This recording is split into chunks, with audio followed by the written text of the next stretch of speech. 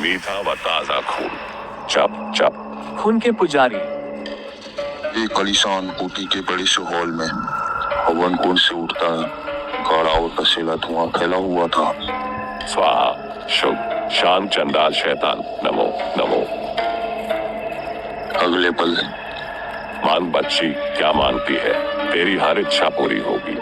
मैं अपने पोते का मुंह देखना चाहती हूँ महाराज। तू एक नहीं, दो पोतों का मुंह देखेगी। लेकिन क्या महाराज? शैतान बलि मांगता है। साधु की एक बात सुनकर पांचों के मुंह आश्चर्य से खुले रह गए।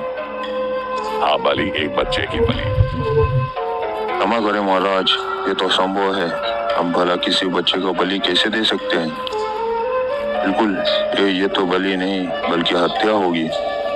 तो फिर तुम्हारी बहू कभी माँ नहीं बन सकेगी। ऐसा न कहिए महाराज, क्या कोई दूसरा उपाय नहीं हो सकता? नहीं, और कोई उपाय नहीं है। बच्चा पाना चाहते हो तो तुम्हें शैतान को खुश करना होगा। ठीक है महाराज, हम बलि देंगे, पर मेरी बहू माँ तो बन जाएगी ना? हमारी बात पर विश्वास न करके तुम हमारा अपमान कर रही हो बच्ची। क्षमा करें महाराज, भूल हो गई। ठीक है, अब हम चलते हैं। जब बलि का प्रबंध हो जाए तो हमें बुला लेना। जी महाराज। उफ, कितने स्वार्थी हैं ये सब लोग। एक बच्चा पाने के लिए किसी दूसरे मासूम बच्चे का बलि देने की सोच रहे हैं। छी। अघोरीनाथ के जाने के बाद आप ये सब गलत कर रहे हैं। ये आपका अंधविश्वास है। जरा सोचिए, किसी की बलि देने से भी किसी की इच्छा पूरी हो सकती है। ऐसा मत कीजिए माँ जी, ऐसा मत कीजिए। चुप हो जा बहू, तो हमारे बीच में बोलने वाली कौन होती है? शादी के 5 साल बाद भी मुझे एक पोता तो न दे सकी और ऊपर से चपर चपर जुबान चला रही है। तुम बलि को प्रबंध करो सोहन। पर माँ, समस्या तो ये है कि बलि के लिए बच्चा कहाँ से आएगा? तभी ओह, इससे पहले कि वो कुछ समझ पाते हैं, एक बच्चा अंदर दाखिल हुआ। ओह, मासूम बच्चा। बलि। सॉरी अंकल आंटी, हमारी क्रिकेट की बॉल आपके घर में आ गई। क्या मैं अपनी बॉल ले लूं? हाँ बेटे, क्यों नहीं, आप अपनी बॉल ले जा सकते हैं। Thank you uncle. बॉल उठाकर बच्चा जैसे वापस जाने के लिए मुड़ा। सुनो बेटे, तुमने अपना नाम तो बताया ही नहीं। मेरा नाम सोनू है अंकल। बहुत अच्छा नाम है। ये लो चॉकलेट खा लेना बेटा। आहा, चॉकलेट। Thank you uncle. अब मैं जाऊं? हाँ जाओ, लेकिन रात को जिस समय टीवी पर सीरियल आ रहा हो उस समय जरूर आना। मैं तुम्हें ऐसे बहुत से नोट दूंगा। आप सच कह रहे हैं अंकल? हाँ बेटे, लेकिन यह बात अपने किसी साथी को मत बताना, वरना वो भी तुम्हारे साथ पैसे लेने आ जाएंगे। और अपने घर वालों को भी ये बात मत बताना। ठीक है अंकल, मैं किसी को नहीं बताऊंगा। शाबाश, अब तुम जाओ, तुम्हारे दोस्त तुम्हारा इंतजार कर रहे होंगे। अच्छा अंकल, इतनी जल्दी बलि को प्रबंध हो जाएगा? हमने तो सोचा भी नहीं था। ईश्वर, ये लोग क्या करने जा रहे हैं? राजू, तुम अघोरीनाथ महाराज को खबर कर दो, वे रात 9 बजे यहाँ पहुँच जाए। बलि का इंतजाम हो गया है। अच्छा, ये गलत है माँ जी, ऐसा मत कीजिए। चटाक, चुप कर कमीनी। अब दोबारा बोली तो जुबान खींच डालूंगी, समझी? ओह, उसी रात ठीक 9 बजे। कहाँ है बलि? आप भी रहिए महाराज, वो आता ही होगा। तभी मैं आ गया अंकल आंटी। आ गई बलि। अंकल, अब आप मुझे जल्दी से रुपए दे दीजिए, मुझे घर जाना है, नहीं तो मम्मी बहुत मारेगी। अच्छा आओ मेरे साथ, मैं तुम्हें बहुत सारे नोट देता हूँ। अरे अंकल, ये क्या है? आप मुझे आग के पास क्यों ले जा रहे हैं? ओह कमबख्त, बड़ा चालाक है। और अगले पल, तुझे आग के पास इसलिए लाया हूँ ताकि तेरी बलि चढ़ाई जा सके। हा हा हा। उसने चीखना चाहा, मैं, परंतु श्वान बड़ी फुर्ती के साथ उसका मुंह दबोच चुका था। गूं गूं। तभी देख क्या रहा है मूर्ख, बलि दे। जो आज्ञा महाराज। राजू के हाथ में थमी तलवार पल भर के लिए हवा में चमकी और अगले ही क्षण फचाक, बलि संपन्न हो गया। अचानक अघोरीनाथ किसी भूखे कुत्ते की भांति फर्श पर पड़े खून को चाटने लगा। मीठा व ताजा खून। चप चप चप चप। कुछ देर बाद वितर का क्या करें महाराज, क्या इसे यहीं गाड़ दें? नहीं, ऐसा हरगिज न करना, वरना बलि संपन्न नहीं होगी। फिर इस धड़ को ले जाकर किसी चौराहे पर फेंकाओ। स्वान बच्चे की सिरकटी लाश एक चादर में लपेटकर उसी समय घर से बाहर निकल गया। अब अपनी कामनाओं के पूरी होने का इंतजार करो। आप धन्य है महाराज। रघुनाथ वहां से चला गया। इधर नन्हे सोनू के घर में कोहराम मचा हुआ था। बू आधी रात होने को आ गई, पर मेरा सोनू वापस नहीं आया। जाने कहाँ चला गया मेरा लाल। हाय मम्मी, प्लीज चुप हो जाओ मम्मी। हमने हर जगह देख लिया है भारती साहब, पर सोनू का कुछ पता नहीं चला। उफ, न जाने कहाँ चला गया है सोनू। हाय मेरा सोनू कहाँ गया? बू मेरे ख्याल से तो हमें पुलिस को सूचित कर देना चाहिए। आप ठीक कह रहे हैं वर्मा जी। अपनी माँ का ख्याल रखना बिट्टू। मैं पुलिस स्टेशन जा रहा हूँ। जी पापा। नन्ना बिट्टू भी कम परेशान न था। मम्मी का रोते रोते बुरा हाल है, न जाने सोनू कहाँ गया होगा। कल सुबह मैं सोनू के दोस्तों से उसके बारे में पूछूंगा। हाय मेरा लाल। अगली सुबह। जी आप क्या कर रहे हैं इंस्पेक्टर? मैं शक जरूर है, पर मैं पक्का कुछ नहीं कह रहा हूँ भारती साहब। अच्छा, मैं अभी आता हूँ। कुछ क्षण बाद। क्या हुआ पापा? कुछ नहीं बेटे, मैं अभी आता हूँ। कुछ ही देर बाद। हे भगवान, सोनू जहाँ भी हो सही सलामत हो। वो लाश कहाँ इंस्पेक्टर? आइए मेरे साथ देखिए। ओह, लाश देखते ही भारती का दिल मानो उसके हलक में आज अटका था। ओह गॉड, सोनू की चप्पल। अगले पल वो पागल के भांति लाश से लिपट गया। सोनू मेरे बच्चे, ये तुझे क्या हो गया? बू सोनू, बू जो होना था तो वो हो गया भारती साहब, पर मैं आपको यकीन दिलाता हूँ कि जिस दरिंदे ने भी सोनू का यह हाल किया है, उसे मैं पाताल से भी खोज निकालूंगा। कुछ देर बाद घर पर। हाय तू मुझे छोड़कर क्यों चला गया मेरे लाल? बू धीरज रखो बहन, धीरज रखो। परंतु बिट्टू की आंखों में आंसुओं का नाम न था।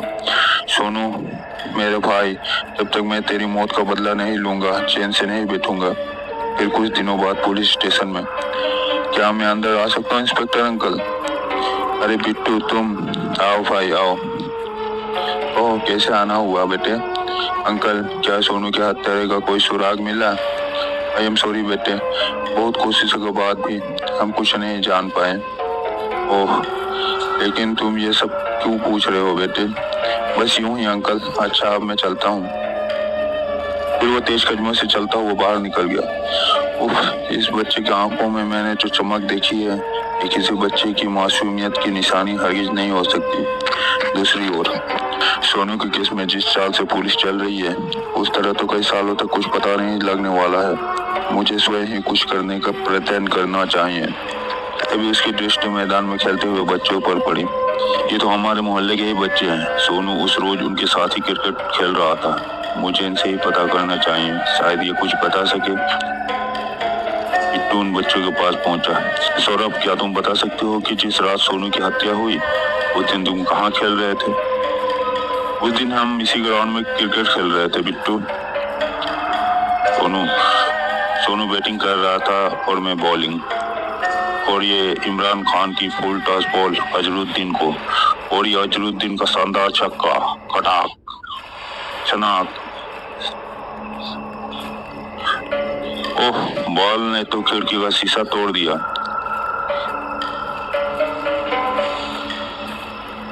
अरे बाप रे, इस बंगले में रहने वाले अंकल अब मार मार कर हमारा कुर्ता बना देंगे। मैंने तुझे 100 बार समझाया है सोनू, अपने आप को अजरुद्दीन मत समझा कर, पर तू है कि मानता ही नहीं। अब क्या होगा? होना क्या है? बॉल तूने मारी है, इसलिए अब तू ही उसे वापस लाएगा।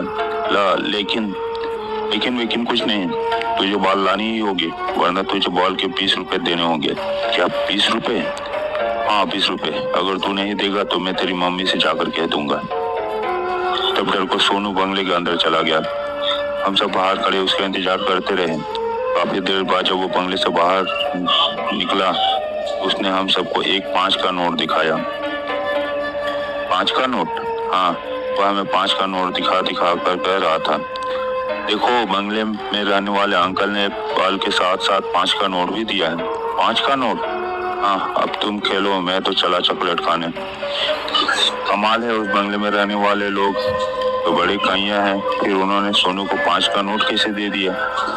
अरे दे दिया होगा, हमें क्या, हमारे बॉल वापस आ गए, आओ हम खेल शुरू करते हैं। फिर हम खेलने में लग गए थे। फिर सौरभ से विदा लेकर बिट्टू मैदान से बाहर की ओर चल दिया। उसका मस्तिष्क तेजी से काम कर रहा था। इस बंगले में रहने वाले लोगों ने आखिर सोनू को 5 का नोट क्यों दिया था? मुझे इन बंगले में रहने वाले लोगों से मिलना होगा। इधर बंगले में आप सब लोगों ने उस ढोंगी साधु की बातों में आकर एक मासूम की जान ले ली। मेरा तो अब यहाँ दम घुट रहा है। मधु चुप हो जा। आज मैं चुप नहीं रहूंगी माँ जी, बल्कि चीख चीख कर कहूंगी कि तुम सब हत्यारे हो। तुम सब ने एक मासूम बच्चे की हत्या की है। इसे रोको माँ, इस तरह चीख चीख कर तो ये हमें फंसवा देगी। तुम ठीक कहती हो बेटी, ये कभी भी हम सबको फांसी पर लटकवा सकती है। ठहरो, मैं अभी इस साली को काम तमाम किए देता हूँ। नहीं राजू, इसे कहीं बाहर ले जाकर खत्म करना होगा। तुम मुझे क्या मारोगे दुष्टों? मैं अभी पुलिस स्टेशन जाकर तुम सबकी पोल खोलती हूँ। रूपा, तुम रस्सी लेकर आओ, मैं इसे संभालता हूँ, जल्दी ही। इसके मुंह में कपड़ा अच्छी तरह ठूंसना राजू, इसकी आवाज नहीं निकलनी चाहिए। तुम चिंता मत करो माँ। क्षण बाद, ओह, ये दोनों तो किसी औरत को उठाए कार की तरफ आ रहे हैं। अरे अब राजू, जल्दी कार शहर से बाहर जाने वाला रास्ते की ओर बढ़ी जा रही थी। लगभग 1 घंटे बाद, ये जगह ठीक है, कोई भी नहीं आता जाता है। ठीक है, कार रोक दो। अगर ये बेवकूफ अपनी जबान बंद रखती तो यूं ना मारी जाती। राजू जल्दी करो, इसे इधर ले आओ, यहाँ से इसे खाई में फेंक देते हैं। ठीक है, अब मुझे देर नहीं करनी चाहिए। और फटाक। उफ, ये पत्थर किसने मारा? पत्थर इस चट्टान की तरफ से आया था। आओ देखते हैं कौन है। चट्टान के पीछे पहुंचकर, अरे यहाँ तो कोई नहीं है। कमाल है, पत्थर तो यहाँ से आया था। अभी ठक ठक इस बार पत्थर उस चट्टान के पीछे से आए हैं। अगर उधर कोई आदमी होगा तो साले को फाड़ कर रख दूंगा। खट, अरे यहाँ तो कोई भी नहीं है। तभी अचानक वहां पत्थरों की बरसात सी होने लगी। हाय मर गया रे, धड़ाक धड़ाक, हाय मेरा सिर फूट गया। ई धड़ाक धड़ाक, ये पत्थर कौन फेंक रहा है भैया? मुझे तो यहाँ कोई भूत प्रेत लगता है। धड़। फिर अचानक पत्थरों की बारिश थम गई। राजू और सोहन ने राहत की सांस ली, लेकिन तभी उनकी नजर उतर पड़ी जिधर वो मधु को छोड़कर गए थे। मधु कहाँ गायब हो गए? हे भगवान, पहले पत्थरों की बारिश, फिर हाथ पांव बंधी मधु अपने आप गायब हो गई। यह कैसा रहस्य है? मुझे तो ये सचमुच किसी भूत प्रेत का काम दिखता है राजू। भूत प्रेत। तभी उन पर एक बार फिर पत्थर बरसने लगे। धड़ाक धड़ाक धड़ाम। जल्दी दोनों के सब्र का बांध टूट गया। भागो राजू भागो, यहाँ सचमुच भूत प्रेत का वास लगता है। तुम ठीक कह रहे हो भैया, भागो, वरना यह भूत प्रेत हमें पत्थर मार मार कर मार डालेंगे। फिर भयभीत हिरणों के भांति दोनों भागकर कार में जा घुसे और एक चट्टान के पीछे। घबराइए मत आंटी, खतरा टल चुका है। आपको मारने वालों को मैंने भागने पर मजबूर कर दिया है। फिर बिट्टू ने उसके बंधन खोले और मुंह से कपड़ा बाहर निकाला। सोनू तुम? मैं सोनू नहीं, बिट्टू हूँ आंटी। सोनू मेरा जुड़वा भाई था, लेकिन आप उसे कैसे जानती हैं? हाँ, वह एक दिन हमारे घर आया था। बिट्टू बिफर पड़ा। हाँ, वह तुम्हारे घर गया था जहाँ तुमने उसकी हत्या कर दी। बोलो, तुम लोगों ने ही सोनू की हत्या की है ना? तुम सब उसके हत्यारे हो, बोलो। ना नहीं माँ, मैं हत्यारी नहीं हूँ, मैं निर्दोष हूँ। हत्यारे तो मेरे ससुराल वाले हैं। क्या? तो तुम जानती हो कि तुम्हारे ससुराल वालों ने मेरे छोटे भाई की हत्या की? हाँ, मैंने उन्हें बहुत मना किया था, मगर वो माने नहीं थे और अंधविश्वास में पागल होकर उन्होंने तुम्हारे भाई की बलि दे दी थी। बलि? हाँ। फिर मधु ने बिट्टू को सब कुछ बता दिया। पूरी बात सुनने के बाद, लेकिन तुम यहाँ कैसे आ पहुंचे? उस समय आपके बंगले में था जब वो दोनों आपको उठाए कार की तरफ बढ़ रहे थे। खतरा जानकर मैं उनकी नजर से बचकर कार की डिक्की में छुप गया था। फिर यहाँ पहुंचकर ये पत्थर ठीक रहेंगे, पर इन्हें इस्तेमाल करने के लिए मुझे बेहद फुर्ती से काम लेना होगा। फिर मैं उन पर पत्थर बरसाता और दूसरी चट्टान की तरफ भाग जाता। वो इस चट्टान के पीछे है, आओ देखते हैं। स्कूल का टॉप रेसर होना आज काम आ रहा है। तुम क्या करोगे? मैं आपसे अपने भाई की मौत का वास्ता देकर सहायता की भीख मांगता हूँ आंटी। अगर आपको सचमुच मुझसे सहानुभूति है तो मुझे विश्वास है कि आप मेरी अवश्य मदद करेंगे। बोलो आंटी, तुम मेरा साथ दोगी ना? अचानक मधु ने बिट्टू को सीने से लगा लिया। हाँ बेटे, हाँ, मैं तुम्हारा साथ अवश्य दूंगी।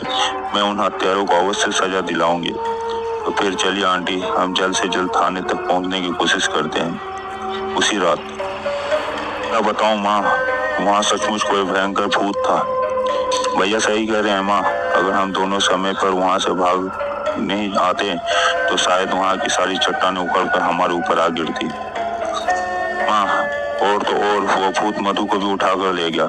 न जाने उसने मधु का क्या हाल किया होगा। तुम्हारी बातों से तो लगता है कि वो भूत सचमुच बहुत भयानक था, लेकिन मेरी समझ में अभी तक ये नहीं आया उस भूत से तुम्हारी क्या दुश्मनी थी। भला किसका भूत हो सकता है वो? तभी एक आवाज वहाँ बम के धमाके के मानित गूंजी। मेरा है। कौन? आवाज कहाँ से आई? बाप रे! फिर उन्हें दरवाजे पर दृश्य दिखाई दिया। उसे देखकर उन चारों की सांसें जैसे रुक सी गई। सोनू! बाप रे, भूत! सोनू! हाँ, वही सोनू जिसकी तुमने उस शैतान अघोरी नाथ के कहने पर बलि चढ़ा दी थी। तुम सबने मेरी हत्या की थी, अब मैं तुम सबको मार डालूंगा। बोलो, तुम में से पहले कौन मरना चाहता है? नहीं नहीं, मैं मरना नहीं चाहती। तुम बोलो रूपा, तुम्हारा अपने बारे में क्या विचार है? नहीं नहीं, मैं भी मरना नहीं चाहती। माँ, मुझे मत मारो, मैंने कुछ नहीं किया। जो कुछ किया था मेरे भाइयों ने किया था। इसका मतलब उसूल के मुताबिक मुझे पहले ही नहीं मारना चाहिए। क्यों? माँ, मैं नहीं नहीं माँ, मैंने तो कुछ भी नहीं किया था। माँ, मैंने तो केवल तुम्हें पकड़ा था। तुम्हारा असली हत्यारा तो राजू है, इसी ने तलवार से तुम्हारी गर्दन काटी थी। तुम ठीक कहते हो, पहले राजू को ही मारना चाहिए। ओह, ये सभी मेरे दुश्मन हो गए हैं, नाश हो जाए इनका। फिर अचानक राजू ने दीवार से टंगी तलवार खींच ली। जब मैंने मरना ही है तो क्यों ना एक भूत का कत्ल करने की कोशिश की जाए। ही, जरूर कोशिश करो। या ही तभी हैंड्स अप, कोई हिले नहीं वरना गोली मार दूंगा। वो पुलिस, मैं तुम सबको मासूम सोनू की हत्या करने के जुर्म में गिरफ्तार करता हूँ। तो यह सब पुलिस का जाल था, बुरे फंसे। भाई डाल दो इन सबके हाथों में हथकड़ियाँ। शाबाश बिट्टू बेटे, तुमने अपने भाई के हत्यारों को गिरफ्तार करवा कर यह साबित कर दिया है कि हिंदुस्तान के बच्चे जरूरत पड़ने पर एक बहादुर सिपाही की तरह अपराध से लड़ भी सकते हैं। उनके बताए पते से ढोंगी साधु अघोरी नाथ को भी गिरफ्तार कर लिया गया। मैंने ही उन लोगों को बलि के लिए उकसाया था। मुझे मासूम बच्चों का खून पीने की बुरी लत लग चुकी थी।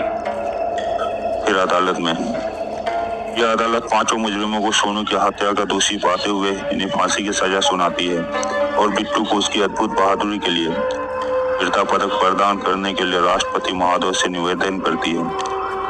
और फिर जिस दिन बिट्टू को वीरता पदक प्रदान किया गया, आज सोनू होता तो खुशी से उछल पड़ता। चुप हो जा बिट्टू बेटे, ऐसे खुशी के मौके पर रोते नहीं है मेरे लाल। समाप्त। मीठा बता।